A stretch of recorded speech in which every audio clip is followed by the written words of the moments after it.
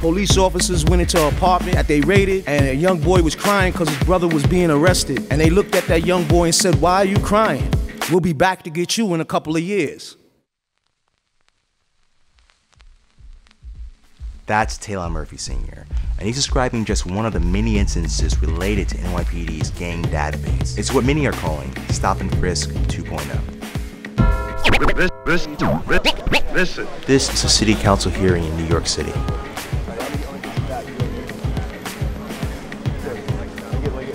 The topic that's on everyone's mind today is what many activists are calling Stop and Frisk 2.0, gang databases. For the last couple of years, on newspapers and in press conferences by the NYPD, all we've heard is the police side of things. Most of the news focused on the Chief of Detectives' testimony, which was his attempt to justify the use of gang databases. It relied heavily on wide generalizations of the neighborhoods they policed, along with the prevailing fear that the crime of the 70s and 80s might return to New York. But right now we're going to focus on these two. To state your name for the record. This is Miss Smith. My name is Miss Smith. And who you're representing. And this is Taylor Murphy Sr. My name is Taylor Murphy. I'm representing the people. He's lost 2 children due to the activities of NYPD's gang databases. I'm also the father of Tayshana Chicken Murphy, a young lady that was killed in West Harlem. Her murder directly relates to one of the major gang raids in 2014. It led to over 100 arrests, and it was all because of the 2 men who were convicted of her murder were also part of Money Avenue. Side note, Murphy later teamed up with the mother of one of the men who killed his daughter in order to form an anti-gun violence campaign called Both Sides of the Gun. They might have been gang related, but their actions were their own actions. They were individuals. I'm also the father of a young man named Taylor Murphy Jr. Right now is currently doing 50 years to life for his alleged involvement with this conspiracy in West Harlem. People barely out of middle school who are being added to the gang database. And there are more than one, there are several. Just the idea of having 13-year-olds and 15-year-olds placed in databases without any help or without parents being informed about it is very troubling. While the police department maintains that being a member of a gang is not a crime, being included on its database can have several collateral consequences. The Legal Aid Society criticized the use of gang databases, saying that they're over-inclusive and inaccurate, and they pose a lot of pre-trial obstacles for people who are inaccurately held or labeled as a gang member.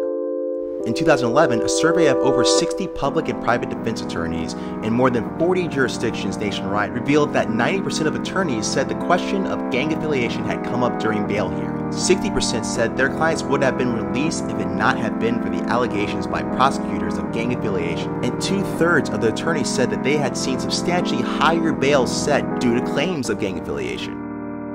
Want to know something weird? You don't have to commit a crime to be on a gang database. You don't even have to be suspected of committing a crime. If you meet any of the following criteria that I'm about to list, then that means that NYPD can qualify you as a gang member.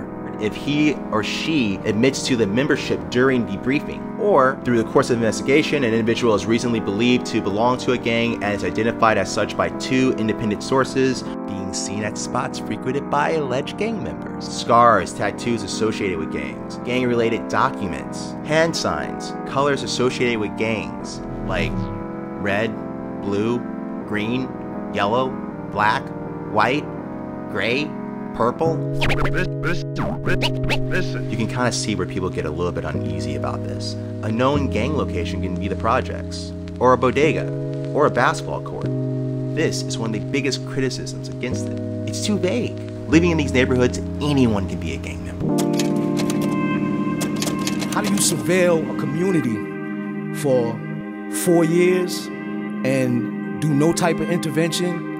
In my daughter's second trial, it was the second trial, this trial of the New York State against Robert Cartagena. A Viper Room officer who watched the cameras said, and I quote, that he's seen 2 young men come out of a building with a firearm. And he also said he's seen them menace another group of individuals with that firearm. If we are supposed to be surveilling and intercepting crimes, why weren't them young men stopped? What happened was, them young men were able to walk across the street, past 2 buildings, chase my daughter and my son into a building where they locked the door, where they closed the door, thought it was locked, that's a whole nother story, and caught her on the 4th floor and shot her down like a dog. Then it was a snowball effect. A chain of events that happened that led up to 103 individuals being arrested. Where is the accountability? This person seeing this on the camera and not coming to stop those individuals when they were menacing somebody with a firearm. Where is the accountability with NYPD and accepting the fact that that whole incident and this whole saga could have been stopped before it started? Why am I sitting here when I should be sitting in Madison Square Garden watching my daughter play in the WNBA? There's some real fundamental issues and there's some real fundamental flaws in what we are dealing with. And if we don't start putting integrity,